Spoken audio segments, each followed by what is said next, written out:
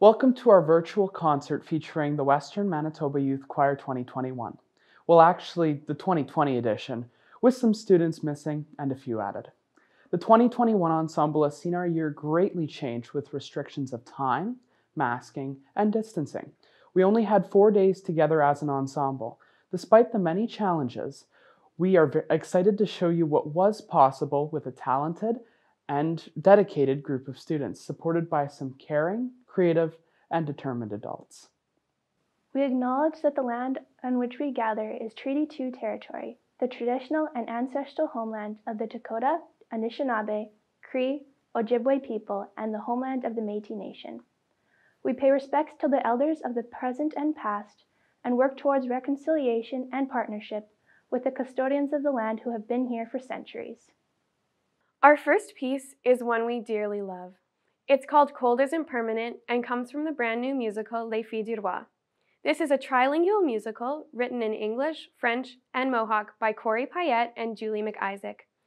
It tells the story of Kateri, a young Mohawk girl, and her older brother Jean-Baptiste, whose lives are disrupted upon the arrival of Les Filles du Roi, young French women sent by the king to populate the colony with French blood in 1665. Over the course of a year, Mohawk, French, and English journeys collide, setting the stage for the Canada we know today. Winter is an unforgiving hardship in this part of the world, and so the locals helped the newcomers survive the harsh season. In this musical, the song Cold Isn't Permanent is sung by the Mohawk siblings to help keep their spirits up during this metaphorically and literally dark time. We ourselves have felt the cold and loneliness during these past couple years, and we long for warmth in the times ahead. Canadian-born composer Corey Payette is of Oji-Cree heritage. He gave his blessing to our performance and also to our music video, an exciting project which we have in the works. Corey said he wouldn't have much time to speak with us this fall, as his musical is currently being filmed as a movie. Here is Cold Isn't Permanent with Kate Gray on piano and talented string players Eugene Berg, Robert Richardson Jr., and Pei Yu, featuring solos by Jaron Tuazon of Nipawin, Dalen Fefchak of Verdun, Sarah Clark of Brandon, and Bennett Radcliffe of Boissevain.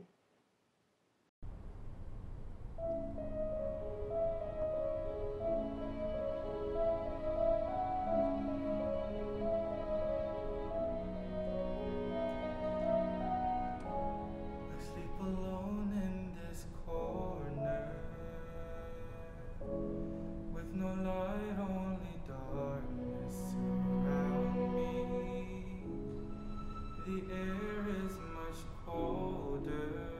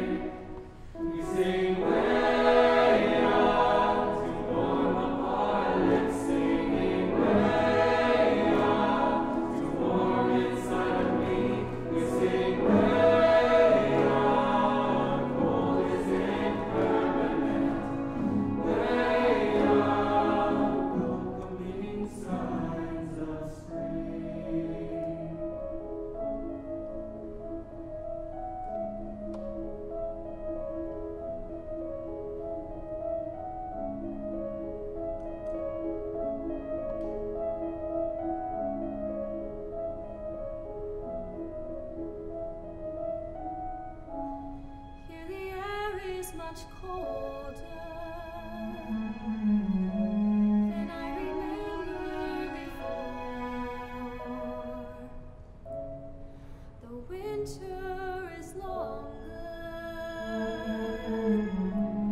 and the chill lingers on.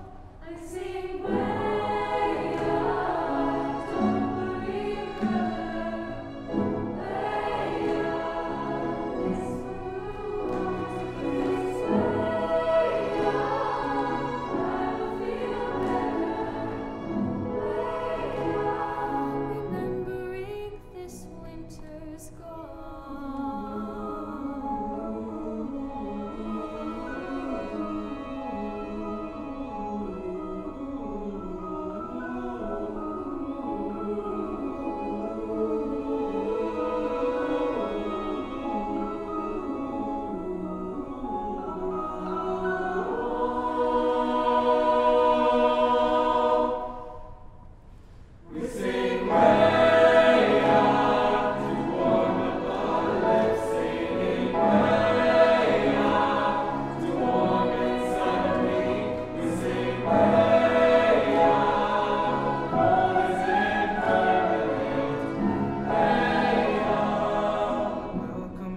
signs of spring.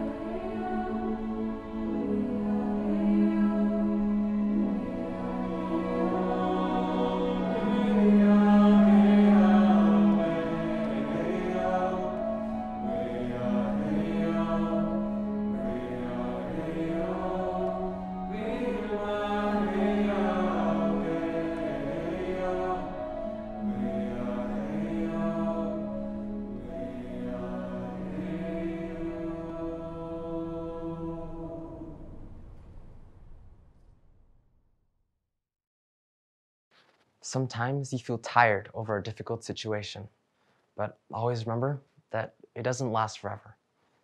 In the words of Victor Hugo, even the darkest night will end and the sun will rise. This pandemic has given us time and space to reflect on many important issues and become more aware of the world around us. One such issue is systemic racism. In studying systemic racism, we have learned to recognize our own privilege and believe that adding our voices to the call for justice is the least that we can do. A friend of mine has a grandmother who attended a residential school. I've learned that the topic of truth and reconciliation is really important to her.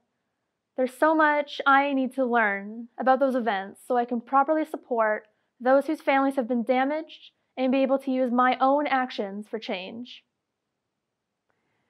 Anti-racist work is work. We still have a long way to go in uncovering our own biases. To learn, we must listen. We must step back to allow these other voices forward, to empower and amplify them. Our next piece is Andrea Ramsey's Stomp on the Fire. It was conceptualized as an entirely human work, using only the sounds of the voice and the percussive sounds of the body to create an expression of our collective human journey. The form of the work is encapsulated in 3 distinct sections. The opening has a mournful quality, an impassioned wail or cry for humanity. The second section begins a weary struggle against human injustice. This portion grows and layers and then becomes quite frantic, heading towards a peak in the music. After a percussive transition, the third section appears, in a major key. This section is meant to represent the beautiful diversity of humanity and the strength present when that diversity comes together in unity. The rhythmic figures of the angry climactic chords are mirrored in the third section, but this time in a major key, with a sense of strength and cooperation rather than angst. The metaphorical fire is extinguished by the whole choir, together in the final bars of the work.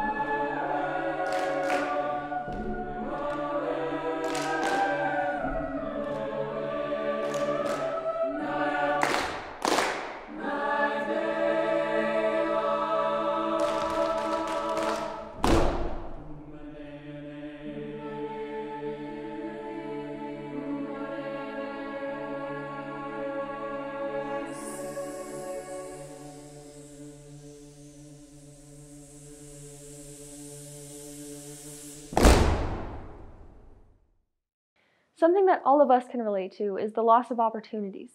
These teenage years are supposed to be a time where we can go and have fun, participate in extracurriculars, and experience some freedom without having to worry about paying rent or taxes just yet. For all of us, so much of that has been taken away. We were robbed of proms, celebrations, parties, musicals, sporting events, concerts, graduation, and so much more. How long before it all ends? Fear is something we have all experienced, more so since the pandemic began. I know what it feels like to have worry gnawing in the pit of my stomach, threatening to sweep me away. But as much as these emotions are painful, the more experience I have with them, the less control they have over me. They don't deserve my time. They don't deserve to keep me up at night. They will not control me. With everyone wearing masks, emotions have become so much harder to read. With masks, I feel so much less confident. What are people around me thinking about? I'm so unsure. Do I still have friends? Am I still ever going to be the same? I miss smiles. I miss hugs. With online school, it is hard to keep motivated. Sometimes I just feel like I'm falling behind. I'm worried that people will remain cautious and distant for the years to come. Our world is more divided than ever. How will we ever come together? Before we went into this pandemic, I couldn't see the struggles and fears I carried with myself because I was so distracted by my everyday life. I never took time to sit with myself and reflect on the weights I carried with me everywhere. Once I no longer had these distractions, everything I held deep within myself became much clearer. While it's been terrifying and hard to manage my feelings some days, I'm learning to take care of myself by addressing my mental health rather than ignoring it. And I'm stronger because of it. Tired of fighting over friendship, just wanting to have a say in words. My trembling side I ask to disappear. I fear sometimes one word will make everything hurt. My thoughts are crying, screaming to be set free. This unforgettable feeling I call home. These words I write will set me free, free from betrayal, free from the lying myths, which take the power away from others who strive. To be noticed is to feel the worth of another. Friends and family are only comforting words, not feelings. Though family and friends we love, the loneliness I still dread. The thoughts of feeling different than others. We all go through the same problems, and yet we all seem to blend in. Being lonely does not necessarily mean to be alone. It comes when thoughts are racing and need an explanation. The feeling of being in a tight gap while struggling to find the light at the end of the tunnel. Loss is something we all experienced during the pandemic, whether it was a job, a loved one, or certain opportunities. For me, my biggest loss was the loss of my friends. Having to stay home and only going to school every other day was hard in itself, but without peers to talk to regularly, everything just seemed much harder.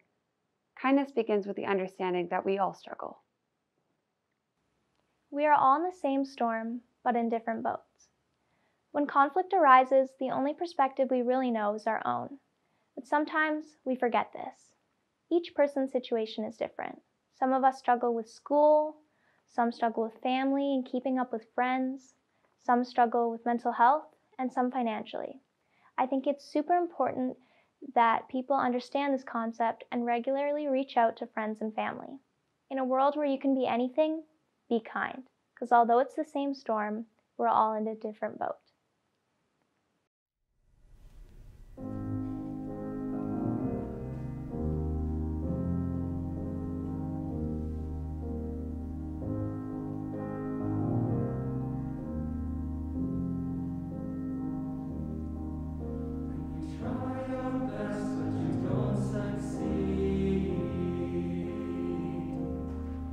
When you get what you want, but not what you need.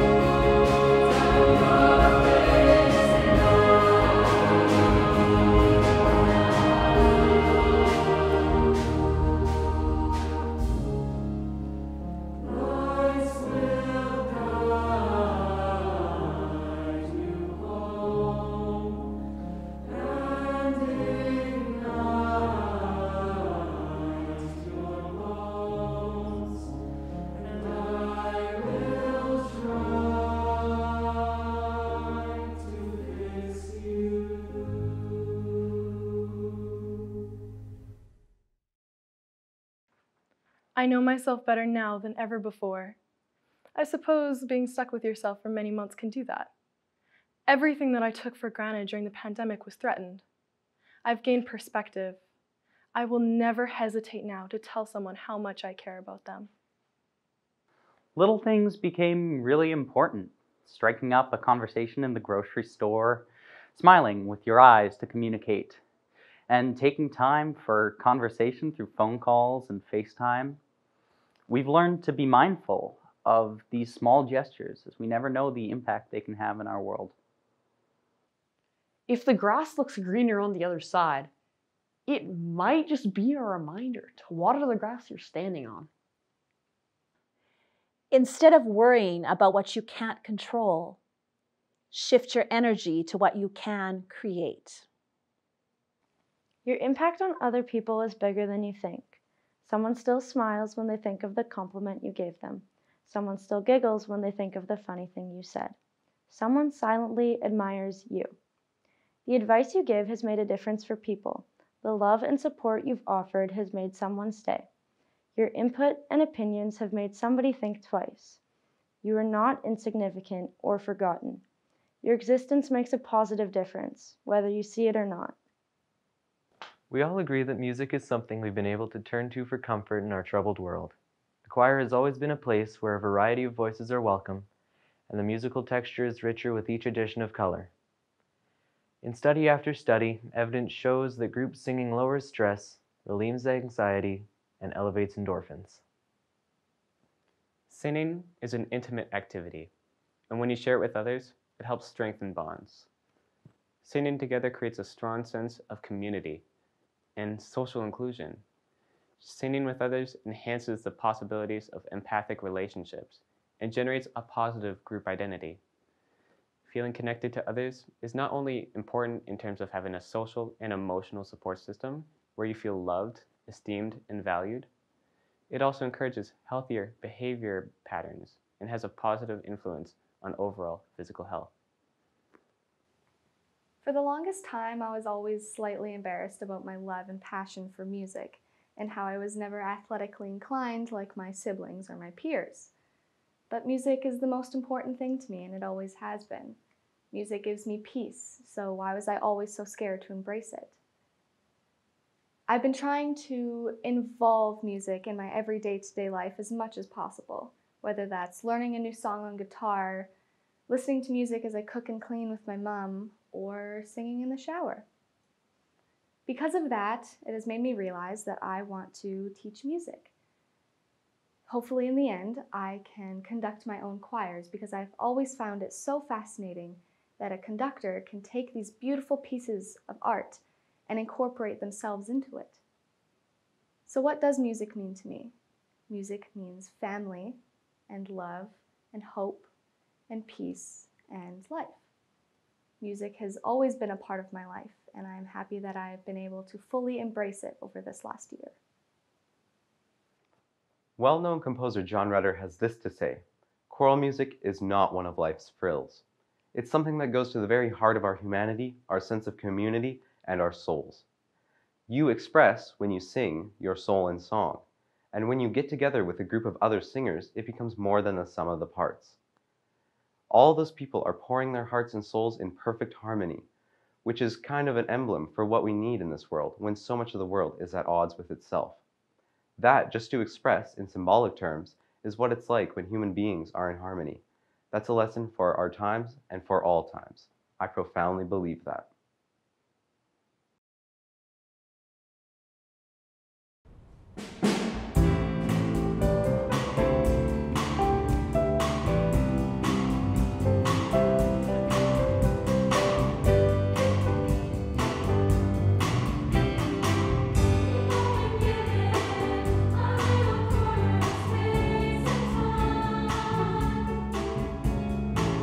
With no permission to do with it.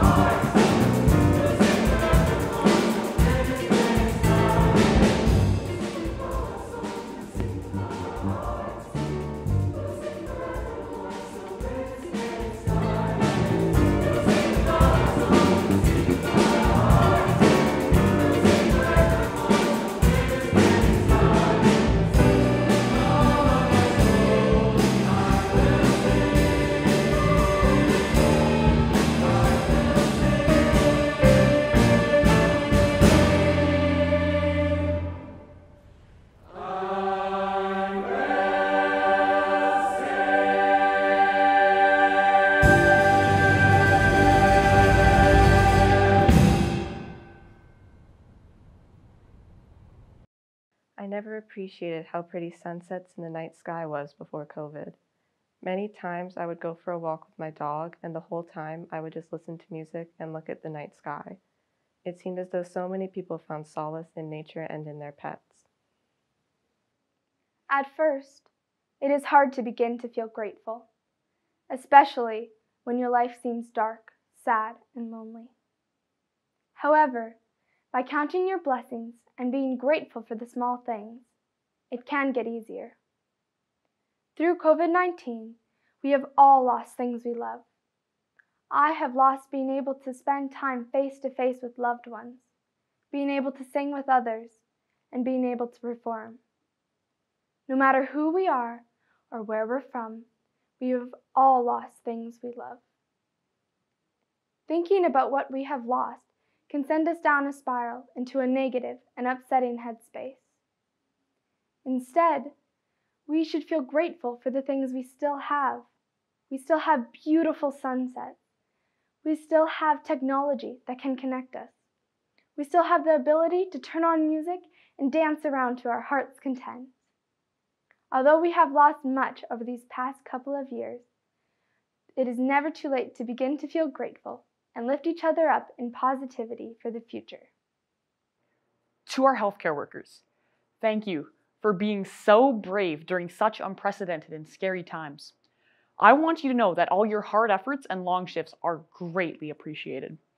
My words cannot convey the immense impact your bravery has made. All your hard and selfless work does not go unnoticed.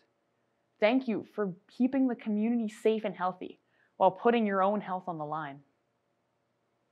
This time period had us teenagers trapped inside, missing the milestones that ordinarily marked our coming of age. It was lonely, disorienting, depressing, and even suffocating. But we also surprised ourselves. We bonded with siblings, discovered nature, found small comforts in Zoom schooling, played games, worked out, cooked, wrote, sang, danced, painted, and made videos. And perhaps most importantly, at this time in our lives, we focused on figuring out who we are and reinventing ourselves. Yes, we have lost, but we can also make a wonderful list of what we found. Sometimes you have to live through the darkness to really appreciate the light. We have learned that you can feel both lucky and sad at the same time. But in our sadness, there can be moments of beauty. We just need to take the time to notice. I am so very grateful to have had the opportunity to work with this fine ensemble. Our work as a team clearly shows the resilience of young people. And our project is a lesson about the creativity that can arise from challenges. As a 15-year-old, I myself participated in the Westman Youth Choir, and it absolutely set me on my chosen career path. In its 41-year history, the Westman Youth Choir has developed countless professional musicians working all over the world and many music educators. It also has created incredible memories and lifelong friendships. Cheers to many more years of the Westman Youth Choir. Our last piece today speaks of gratitude, and it is a perfect way to end our time together.